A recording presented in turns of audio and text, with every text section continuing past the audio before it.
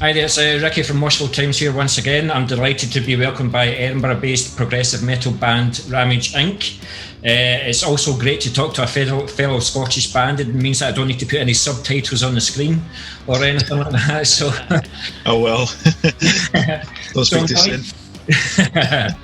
So I'm delighted to welcome Paul, the drummer. I've also got Alan, the guitarist. I've got Brian, guitarist, vocalist, and I've also got Martin, the bassist as well. So, how are you guys doing? How have you been coping with lockdown, and you managed to still work and everything like that? So, how are you, Paul? I cannot complain, but I'm going to anyway. Nah, life is all right. The most important thing is you just stay healthy, you stay safe, and you don't endanger others in the process. But I'm able to work from home with the setup that I have, able to talk to you guys tonight. And there's not really been any major upheaval in my life, so it's just thankful for this end. Yeah. Were you put in furlough or anything like that? Or? No, I was able to do all the exact same work that I was doing before, but just based here. So like it's taken a whole bunch of like commuting and travel expenses out, and then my credit card bills can come slightly down. That's great to hear. Thank you. What about you, Martin? Oh, I've been furloughed since March, man. Not done a single gig. Yeah. So what is it you do yourself? Events, sound mostly, but yeah, last gig we've done was in March. And last gig we've done was a really shit gig as well, so... Was that really our last gig? No, last gig I'd done for work was in March. Oh, yeah, oh, right. Incidentally, our last gig was also in March. Was okay, yeah. Thank you for that. So what about yourself, Hef? Yeah, I'm also in the events industry as well, sound engineer. And yeah, much the same story here, just no gigs happening. I've ended up driving for Amazon part-time as a kind of pivot sort of thing. It's alright. Does the job, pays the bills. Got to do what you've got to do to survive, to put food on the table. Yeah. Indeed. What about yourself, Brian? I've been full-time in the trucks since before Corona hit, and when it did hit, well, I delivered toilet paper and cans of Iron Brew to the nation. So, is that where it all went? We delivered any Purell, man. Man, there's one day I had an entire double-decker truck full of toilet paper. That was richest man in the country. Yeah, sad times, depressing times. But yeah, I've been full on with the trucking and still am since then. Yeah. Well, thanks very much for that, guys. So let's talk about all things Ramage Inc. So one of the reasons for the interview today is that you released your fourth album, Under the Skin, 2 years ago now, and you've recently followed that up with your latest single of a new track, A Quiet Earth, in June of this year. So how did it feel to get a new track out there for the first time since the album then? I honestly can't remember how that all came about. Was that your idea, Martin? Sadly.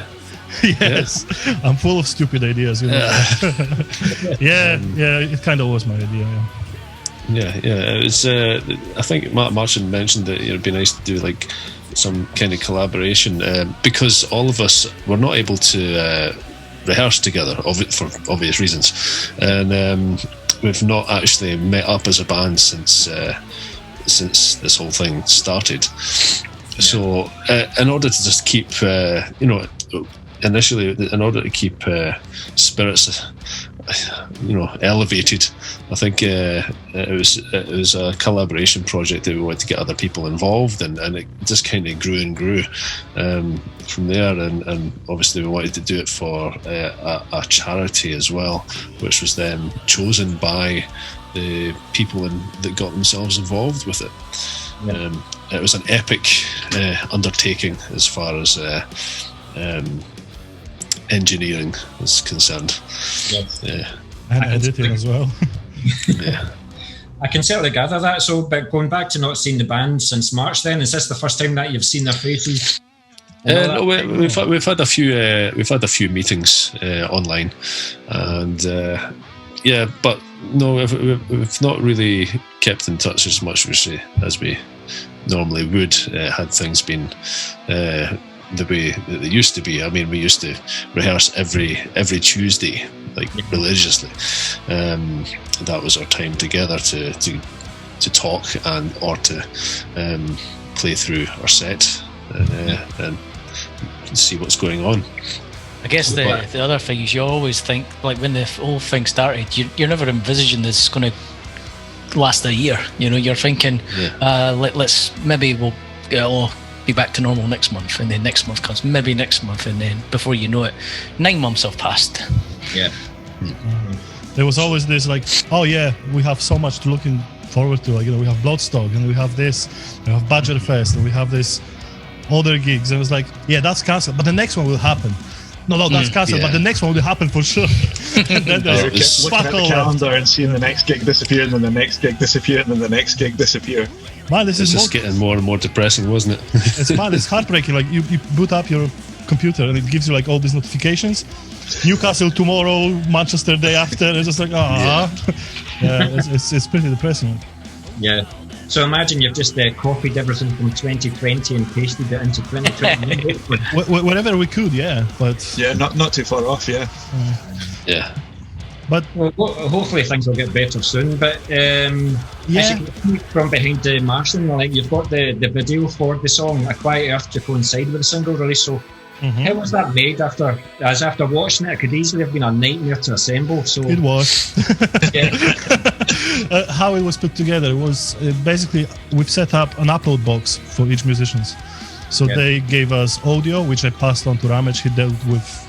That was fun. That was fun. And then I dealt with 95% of the videos basically, and it was interesting because number of different format and ratios and codecs and just putting it together. It was interesting. But I think it turned out all right.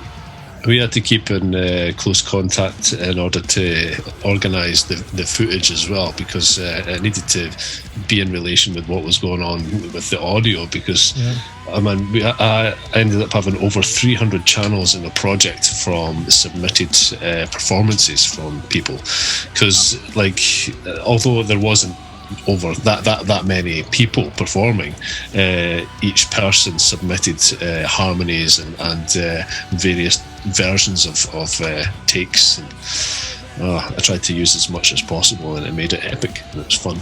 But there was more people that submitted audio than people that submitted video, so what you hear is not necessarily what you see. There's many more parts in the audio than there is in the video.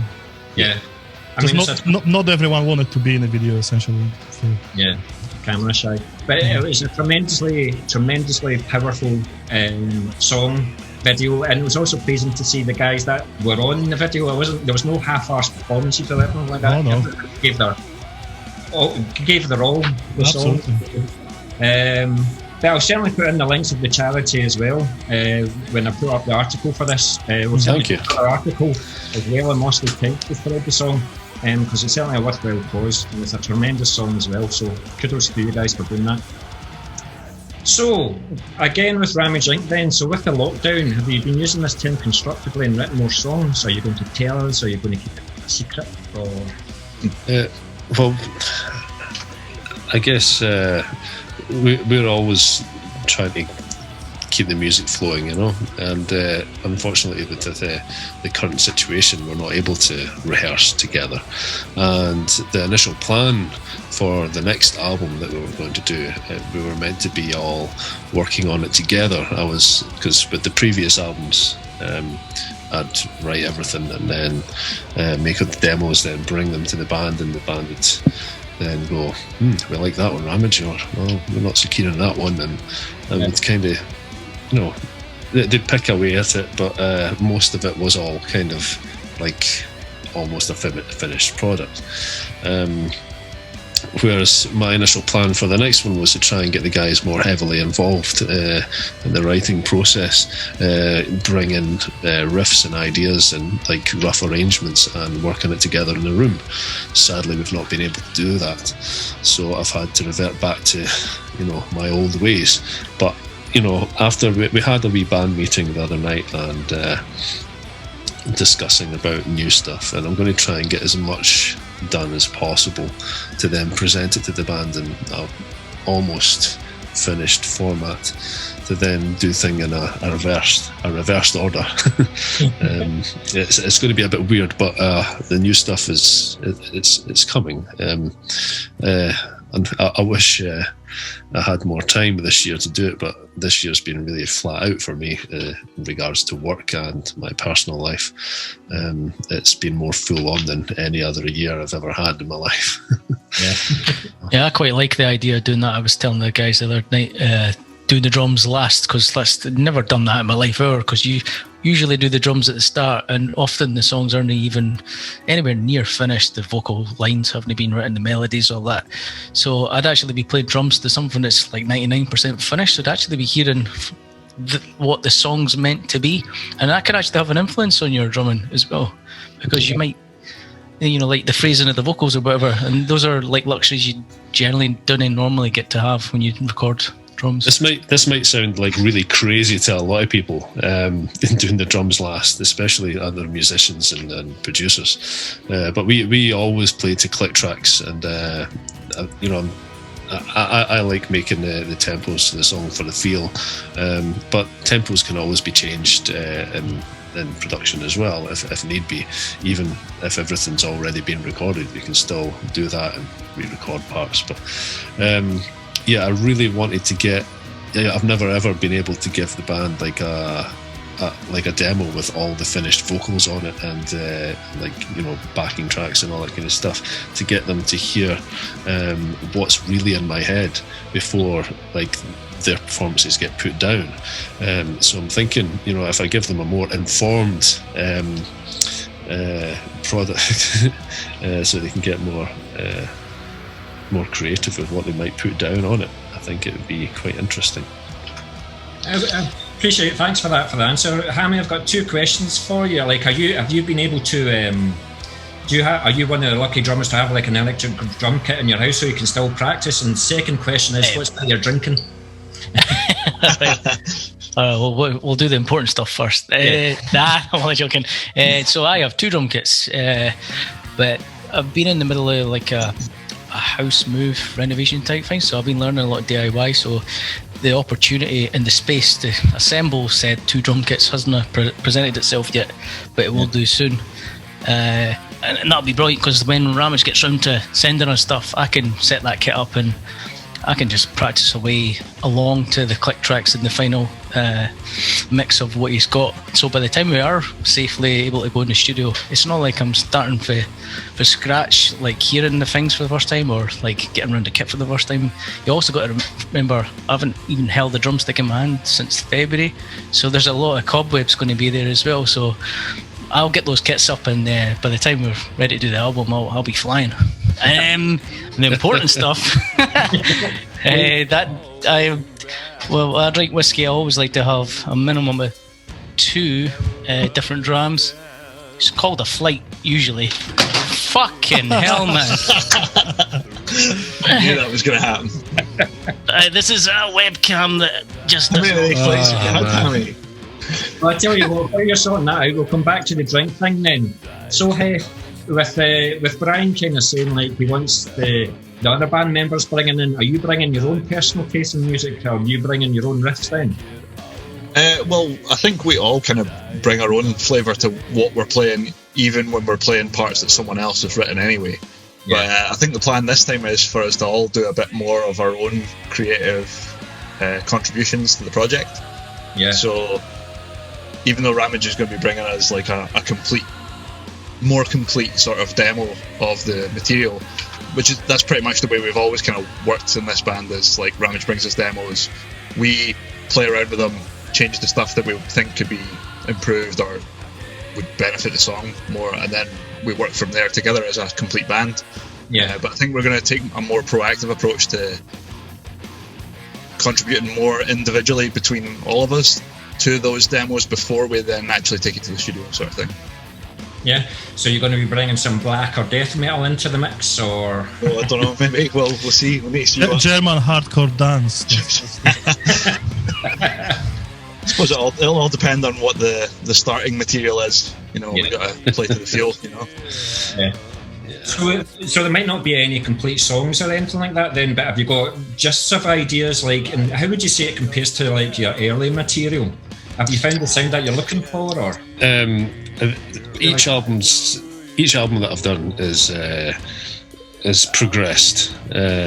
I mean, I guess I'd find it quite stale if it was kept on regurgitating the same stuff all the time. Obviously, heavily influenced by what is I've been listening to, and also just generally what I'm feeling. But the next album, it's progressing again onto other things, places that we've not necessarily went to before, musically, and I think it'll appeal to the more sort of heavier listener. It's got some proggy bits in it and that as well. I mean, I've got like a lot of stuff already ready to go. I'm actually in the process of writing lyrics just now to put down at the things. I wrote a song today as well whilst I was in the truck. There you go. Not whilst I was driving. I was stopped. Almost cut you out there. They call him 6 Point Ramage for nothing. Welcome back, Henry. Welcome back. Hey, I'm back. But I never went away. So very quickly then, what's the drams you're drinking? Aye. So I normally do what we call a flight, is where you have like 2 or 3 or more drams, and you just have small measures, and then you compare them, and then it's a bit more interesting experience than just drinking lots of the same one. So this one here is Glenlivet Solera vat. So that's like a mix of different casks that are married in a big vat, big wooden tank, if you like, for about 6 months to a year, and then that gives you like a combination of just like bourbon cask, virgin cask, and sherry oak. So that's quite interesting. And then this one here is a peated Speyside called Aunt Levan. I think that's how you pronounce it. And Speyside don't typically use peat to dry their malt, so they're generally quite soft and like easier for the beginner to drink. But this one's quite smoky. Cool. How many have you had tonight, Hammy? This is the first 2. First 2. I'm gonna go and grab one. Fuck you. Quite right. But that's what I was going to say. Like, your ideal job would be in a whiskey tasting firm, and also I take it you don't do the driving on the tour van then. I don't have a license, man. Just as well. So what are you bringing to the table, Martin? Probably shite. Well, Buffalo Trace. Buffalo Trace, I Bullshit. can't argue with that. I could. Of course you could have. It's all going to kick off now. Alright. So, you've released 4 albums then. So was there anything that you've done differently between recording your albums, and maybe with the last album that you'll maybe take going forward to your next release? Well, the last album we recorded, Under the Skin, that was the first album that Ramage Inc have done, that's been released anyway, that has like real drums on it. Was the first one recorded in our studio as well, isn't it? It was the first one ever recorded in our home studio. We used to have a rehearsal space that we used to rent, and it was costing us a fair amount of money, and it was the situation was that it was a shared room, and the band that we shared it with shared the cost as well, and they had left, and because they left, it was just an awkward situation, and we needed to think of something to improve our rehearsal situation. So I think my family's got a cottage, and there's a garage that my dad built, and my dad sadly passed away a number of years ago, and that wasn't doing anything, so we took it upon ourselves to renovate it and turn it into a Slash proper rehearsal space, and studio. Yeah, well, it wasn't going to be a studio, and it was never intended to be a studio. It was meant to be like a rehearsal space. But whilst I was away getting married in India a number of years ago, Hef and Martin, two lovely people, turned the shed part of the building into a nice studio part for me. So when I came back, it was all nice and ready. And it was a nice surprise when I go back. So, and leading for what you were just talking about with that was the first album with real drums. The other two did have technically me playing on them, but it was those electronic kits we were talking about. Yeah. I was going to mention that. Don't worry. Yes, it was still me. Yes, it was still Hammy. Don't worry. But yes, we really wanted to have real drums on the second one, but that was whilst we were in this process. Obviously, it took quite a number of months to prepare this room. And so to battle that situation, we had two electronic drum kits that we kind of mashed together, because Hammy's real drum kit at the time was massive, and we wanted to make him feel as comfortable as possible and make it, not a hard of a transition between going through his massive kit that he had then onto this MIDI kit monstrosity with many cymbals and many toms. We had to use two drum modules with it. Yes, we did. That was fun to set up. Drums over the course of the Ramage Inc project have just been getting smaller and smaller, though, because when you actually play live... Your drums, you mean? Yeah. Okay. I get it. Was I not specific? Not really. All right. Fucking hell, man. Right. When we play gigs and just the nature of them, you're going to have to just use whatever's there, and 9 times out of 10 it's the same setup, and it's a minuscule kit to what we used to use on, like, say, for the first two albums. So it's like you get to the situation where, like, you record the album, you've got all these drum parts and that, and 9 times out of 10 you can't even play those parts live anyway, so just kind of makes sense to just like scale it down a bit so we can actually reproduce it live properly. Excellent. Doesn't ever need to be that big in the first place. You started it. I took it too far, though. Like, once again, thanks for that. So, one of the things about Ramage Inc is things seem to be fairly settled on the band members' front. So, when constructing new material, then, and with the band members having their own personal taste in music, how would you say that you keep it all together? For example, when negotiating what goes out and what stays in the song. By the means of tyranny. What about you, Hef? What do you think? What do you think, Hef? Well, Ramage gets the final say. He's the boss, eh? But we listen to each other and listen to the tunes and all decide together what works and what doesn't.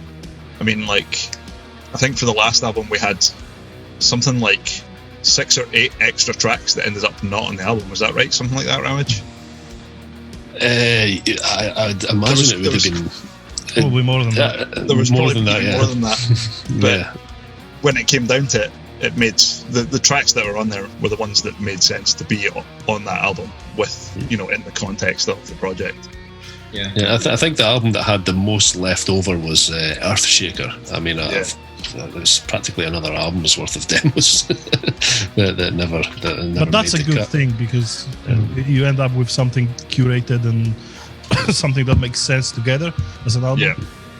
And it gives us a library of stuff that's, on the side burner or whatever to pick at later and go, hey, actually, that idea wasn't rubbish. We just didn't want it for that project, Or was underdeveloped or something.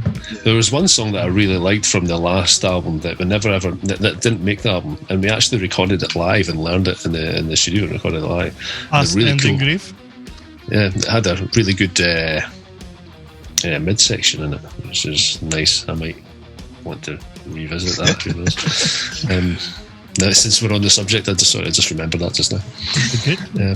Make a note, quick. Make a note. Well, that's the thing then. With all these extra songs, would you ever release like an EP or something like that while we're waiting for a full length, or like a B-side? The B-roll, the unwanted songs. You know that the songs that nobody asked for, you know that but they're the songs that people need right now. with the release of previous album Under the Skin during the pledge campaign, we actually had a package that had previously unreleased complete Ramage Inc. album. Oh yeah. So there was an album that was unreleased. Well, it kind of is now, but 4 copies of it only. Yeah, only 4 people have it. 4 people in the world. Yeah. Oh shit, son! We did a Well, cover 5. each. I have it. We did each one had its own cover, right? Yeah, That's we right, had their own covers. Yeah. Aye. Yeah. That was an album that was made in 2008 with me and Hef and a drummer called Casey McManus and a bass player called Paul McCusker.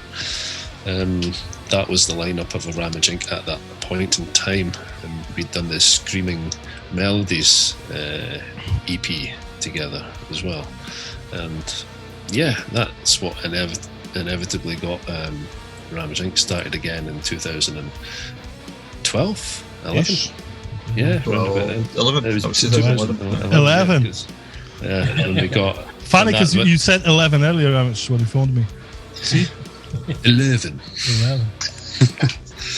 See, to be honest, I prefer like an album to like an EP, because an EP you can get really into it and then it just stops. Whereas an album, I feel like you've got a beginning, middle, and an end. You know, it tells a own story. You know, An album's I much more of agree. that journey type thing. You know, Absolutely. it takes you to a place, shows you the place, and then shows you yeah, the result of how you feel in that place.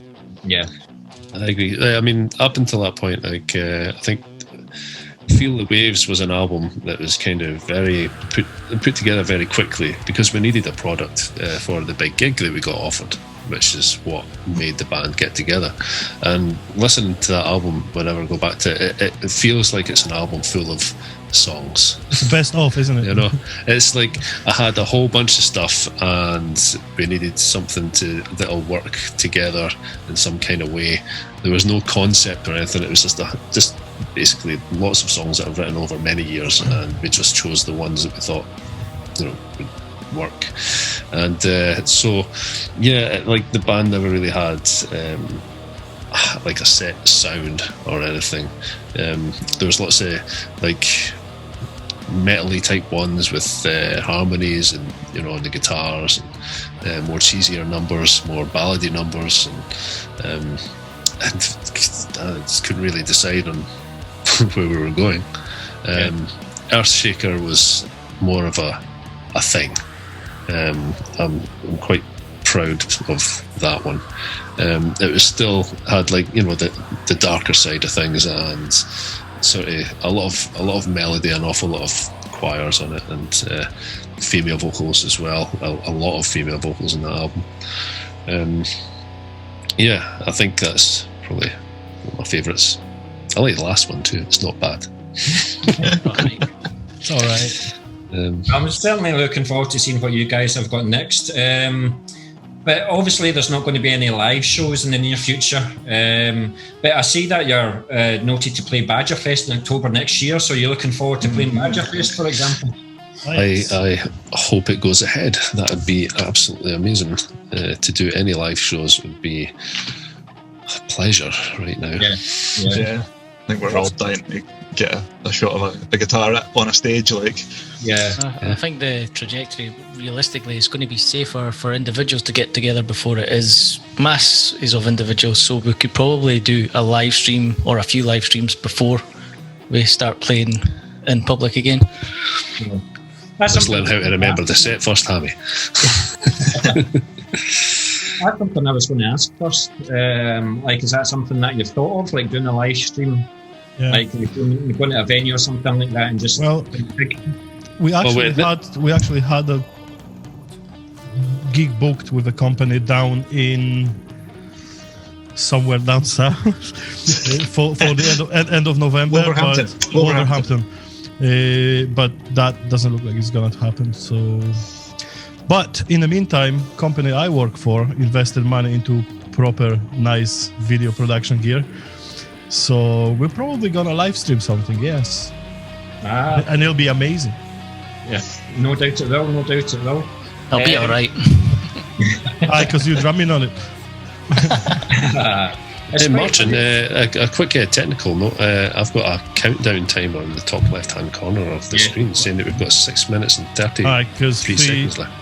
free Zoom has only 40 minutes. I see. Yeah, Okay. that's right. That's the thing. I've interviewed like 5 bands for Badgerfest, and already 2 of them I mentioned about Ramage Inc. They're looking extremely forward to seeing you guys live. And Netherhall and Blood Oath. So, to those guys, they're looking forward to seeing you. Cool. So, is there any other bands on the bill that you're looking to keep an eye on? And also, God Eater, definitely God Eater. They're brilliant. They're so good. interviewed them last Thursday, but I can't put it up until the end of the month, and I can't tell you why either. Right? So they were a good bunch of guys as well. I think I know why you cannot, but. So how did you get on the bill? How did you get to know John Badger? We played a gig for him 2 years ago in Rebellion. Yeah. It was with 12 Foot, Wizard, and Chrysler. And we stayed in touch. We helped each other, here and there. And then he booked us for it. That's amazing. We're really looking forward to it. Because the bill is pretty immense. Yeah, it's a mega lineup. Venue is awesome as well. So, yeah, let's do it.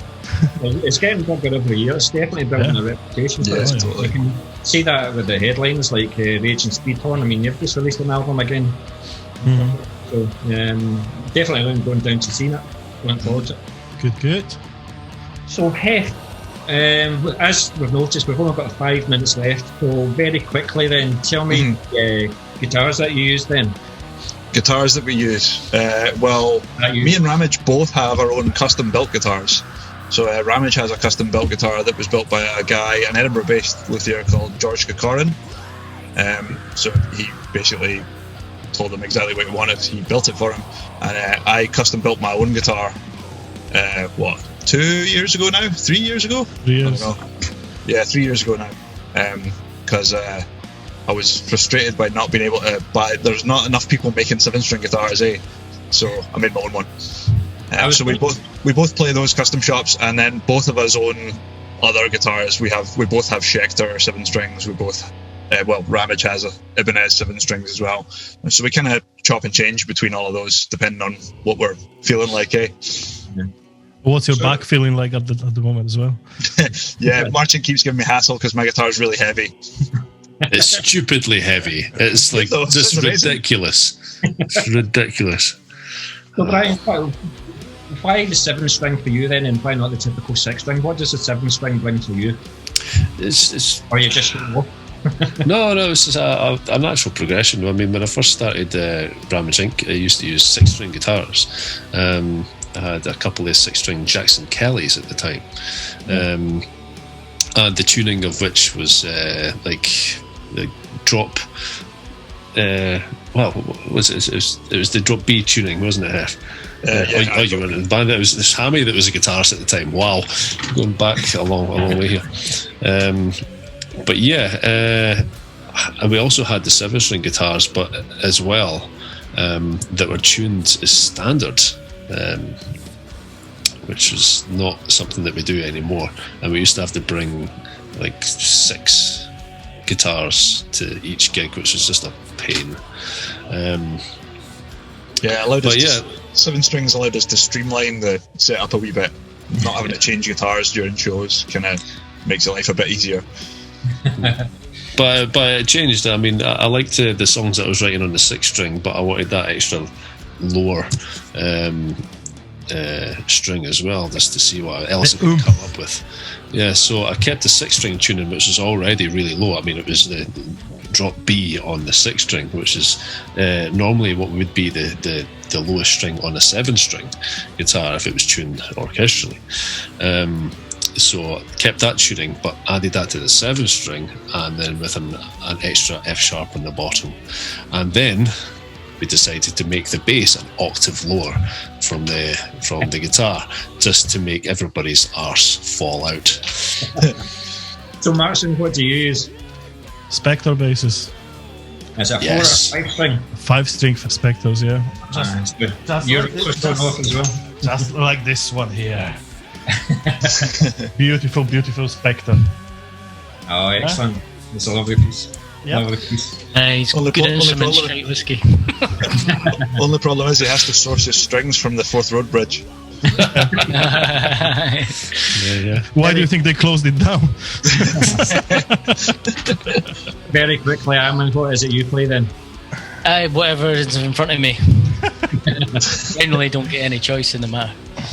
But that's all been one of my philosophies of playing drums for all these years. Is that it was when I was a kid at school, and my drum teacher said, "Go watch this guy. It's a jazz drummer called Billy Cobbin," and he said like he went to one of his clinics and he was just like really impressed by he just sat the kit that was given to him, didn't adjust anything, just cymbals were all over the place, and the kit was like, it wasn't to his normal setup, he just sat down and played it, no fuss, and I was like, I want to be like that guy. So that's who I try to basically. I'm not one of those guys that turns up and goes, right, I need this over here and that over there, you, why is that over there? You'll never get that from me. Like, You've got laser kick drum triggers though, lasers. oh, that's cool. I'm never tired of because you turn up with the lasers, you switch them on, and folk are like, "What the hell is that? There's lasers, man!" And I'm like, And they are made. They're made by one guy in Moscow somewhere that makes them at home. That was fun getting through customs. And they look amazing when you put some haze on it. You can actually see the laser beams. It's cool as fuck. Yeah, it's good. Yeah, certainly. We'll certainly plug more of the single. We're certainly looking forward to hearing what you also bring to the next to the table. So, but Brian, just one question. Like, with you being the vocalist, then do you do all the lyrics for the songs, or do you welcome contributions from the band? Yeah, no, I do all the lyrics. I've never thought of that ever changing. It's not something we've ever talked about. So, would you welcome them? I welcome input as always with anything that I do. If any of the guys think that anything that I'm doing is could be better, then I'm all ears. We usually just fix the punctuation and the spelling, and then that's it. I'd be too worried that you'd try and get us to sing them. Yeah, well, that is something that I've always wanted, but the guys are reluctant to sing for me. I like how you've changed your name, March, into 5 strings. So just one last question then, and then I'll thank you very much for the interview. So we might be showing our age here, but before the internet, magazines and fanzines were the places to find out about new bands and trends. So publications are replaced with thousands of websites catering for all genres. So do you think that some of the passion's been lost, or do you think that the internet has been a good thing for music and a good thing for Ramage Inc? It's definitely been a good thing for us. It's the best promotional tool that any band could ever be handed on a plate for relatively little money. Yeah. But I don't think it's really changed how passionate people are about music. Consumption changed. Consumption definitely changed, yeah. Everything is instant and disposable. Yeah, because you never want to assume anything of the younger generation who are coming into music like at a different world than what we did, right? But I just remember how excited I was when, I think it was a Wednesday or something, Kerrang used to come out, and you're always like at the newsagent because, they've got it, it's on the shelf. And that, I mean, can you really get that kind of passion today? Because an article, I guess that's the vibe that's really missing. I think that's what I miss anyway. But then again, I'm old. I mean, me and Hammy went to school together, and we loved waiting on Kerrang and Metal Hammer and magazines like Raw and stuff. I was a big Metal Hammer fan, and waiting for the next Sepultura release or the next Pantera release or Megadeth or Metallica, these kind of things you really needed to wait for, and the way that you'd find out about new bands, it'd be like a cassette tape from your friend, some guy that you met at a gig somewhere. Oh man, you need to check out this band. You got a tape? Right, cool. You'd have to go home and listen to it. You used to sometimes get cassette tape, sellotape to the front of the Kerrang. That's how I found Paradise Lost. Paradise Lost, that's right. I think I've still got that tape somewhere, haven't Ease it.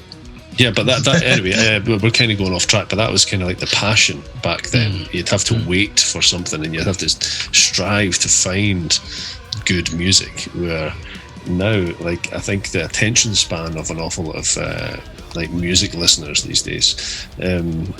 It's a lot shorter, and they can quickly go between some really good bands. And I think it's harder to keep people interested now than what it was before.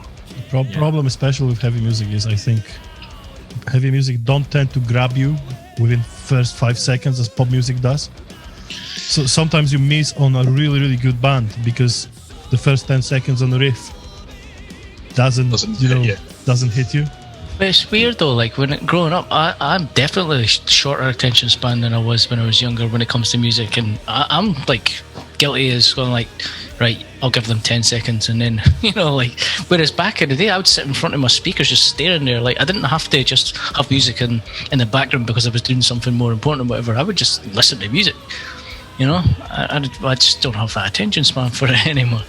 I don't know if that's an age thing or... Yeah, it is. Right.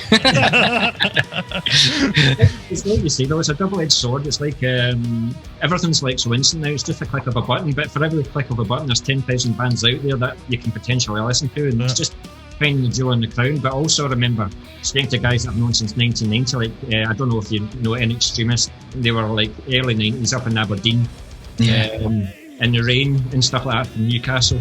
It was all like tape trading, so you'd send a £1 note in an envelope and then you wait a couple of days and you get a blank tape back. I mean, it was just the excitement of waiting for the postman. And crap, as you say, it wasn't Kerrang, it was crap. Crap. When Ramage sends us the new album and that, we're like, right, 10 seconds, skip, 10 seconds, skip. Yeah. Good stuff. So listen guys, we can do the outro properly now, so I would just like to thank you very much for your time. I know, Brian, you've got another heavy day ahead of you, so we'll let you go, but it's been an absolute pleasure talking to you all. I hope to see you before Badgerfest. Hopefully you'll get a couple of local gigs in Scotland before you go down, but hopefully with this news of the vaccine and stuff like that, things like that are going to be more possible now. But when we have more concrete plans on the live stream, we'll let you know. Excellent. We can do something together. Well, thanks very much, Ricky, for tonight, and I'm very much looking forward to seeing you down at Badgerfest. Yeah, you'll get me at the bar probably. So I've done my interviews, I've done my bit, so I'm up at the bar. Nice. But I tell you what, I'll buy you all a pint. It's been an absolute pleasure talking to you. All now we have it on record. You guys, take care. Cheers, Ricky. Cheers, Cheers, Ricky. Ricky. Bye. Thanks, mate.